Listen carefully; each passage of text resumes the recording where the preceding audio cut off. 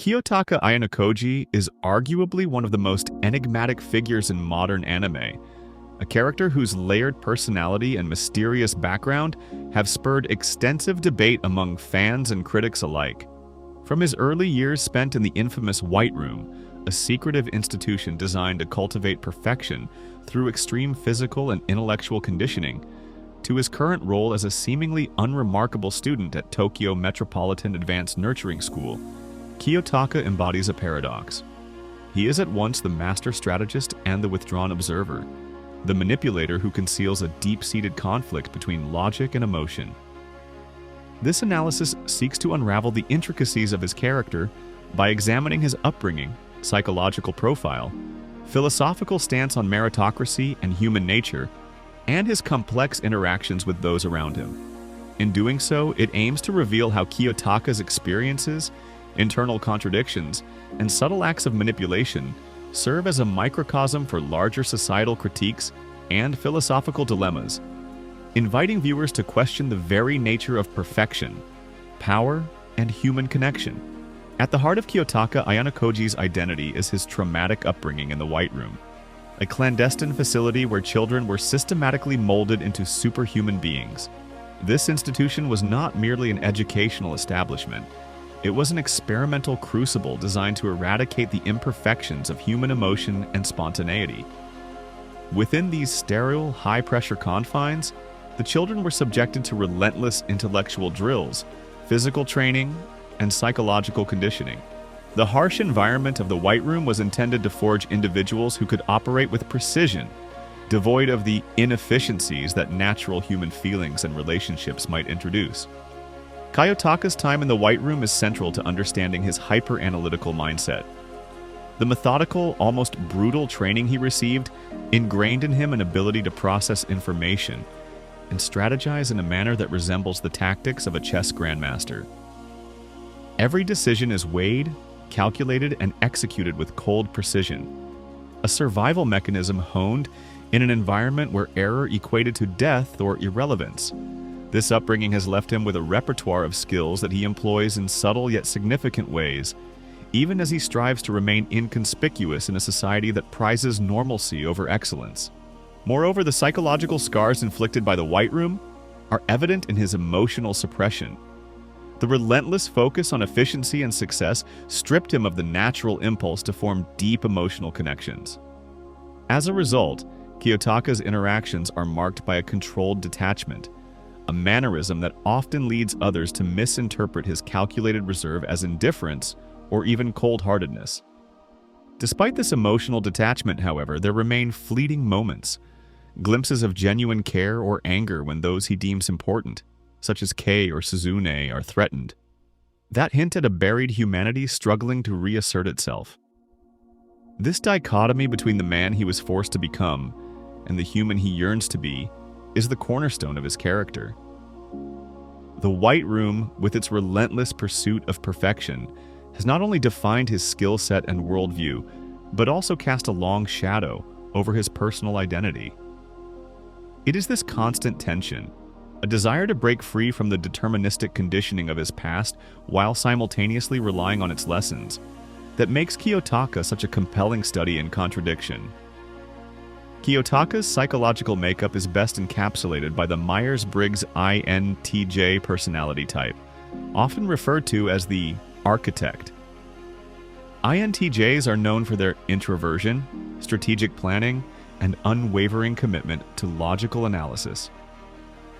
In Kiyotaka, these traits manifest in an almost superhuman ability to foresee consequences and orchestrate events from behind the scenes. His natural predisposition to introversion is not merely a preference for solitude. It is a defensive mechanism honed by years of emotional suppression and an ingrained fear of vulnerability. Complementing his INTJ tendencies is his alignment with the Enneagram Type 5, the investigator. This typology further underscores his insatiable hunger for knowledge and his deep-seated need to understand the world in a detached, almost clinical manner.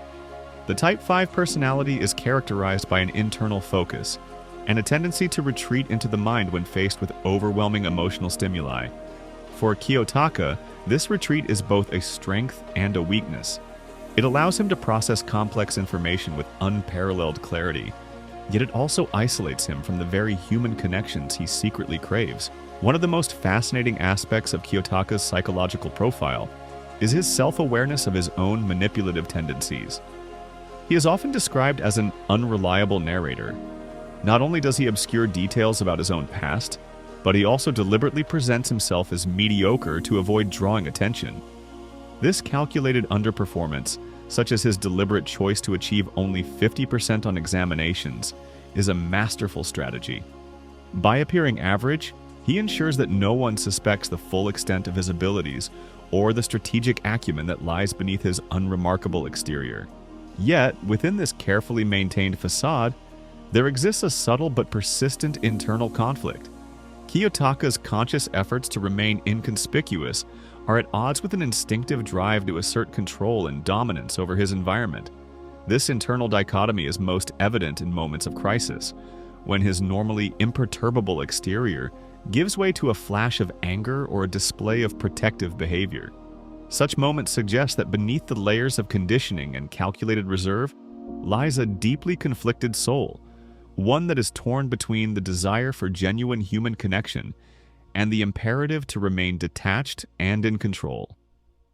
Kiyotaka's philosophy is as multifaceted as his character. Central to his worldview is a deeply Machiavellian pragmatism, a belief that the ends justify the means.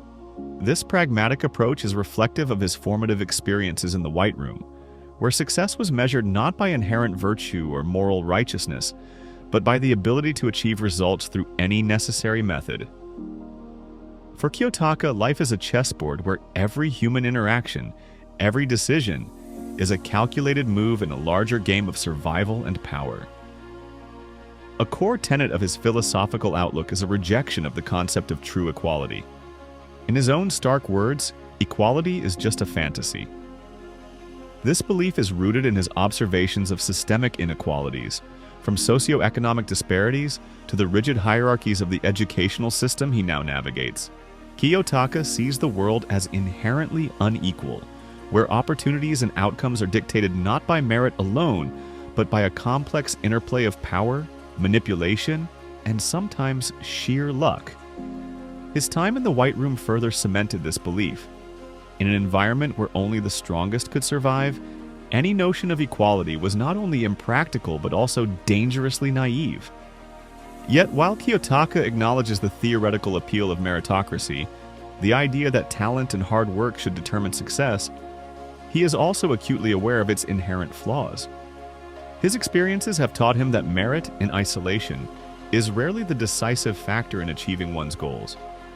Instead, he has observed that strategic manipulation, the ability to navigate power dynamics, and sometimes even sheer opportunism, play equally critical roles. This realization is embodied in his own actions: the deliberate manipulation of school rankings, the orchestration of events behind the scenes, and the subtle, almost imperceptible ways in which he influences those around him. In his eyes, the ideal of meritocracy is a veneer that barely conceals the underlying chaos of human ambition and societal power struggles. Thus, Kiyotaka's philosophical framework is best understood as a dynamic tension between extreme rationality and the repressed emotional impulses that threaten to upend it. His beliefs challenge the reader to question the sustainability of a purely utilitarian approach to life, raising important questions about the nature of success, the value of emotional connection, and the ethical costs of achieving greatness at any price. Furthermore, his character has been compared to other iconic anti-heroes in contemporary literature and media, with parallels drawn to figures like Hachiman Hikigaya from Origairu, a character similarly defined by cynicism, isolation, and a deep-seated ambivalence towards conventional social norms. However, what sets Kiyotaka apart is the absence of any redemptive arc. While many anti-heroes eventually confront and overcome their inner demons, Kiyotaka remains a study in unresolved tension, a man perpetually caught between the imperatives of his past and the possibilities of a more humane future. And finally, Kiyotaka Ayanokōji's character extends beyond the confines of the anime narrative. he serves as a mirror for contemporary societal issues. His experiences and internal conflicts raise profound questions about the nature of modern education, the ethics of meritocracy, and the cost of achieving excellence in a world that increasingly values efficiency over empathy.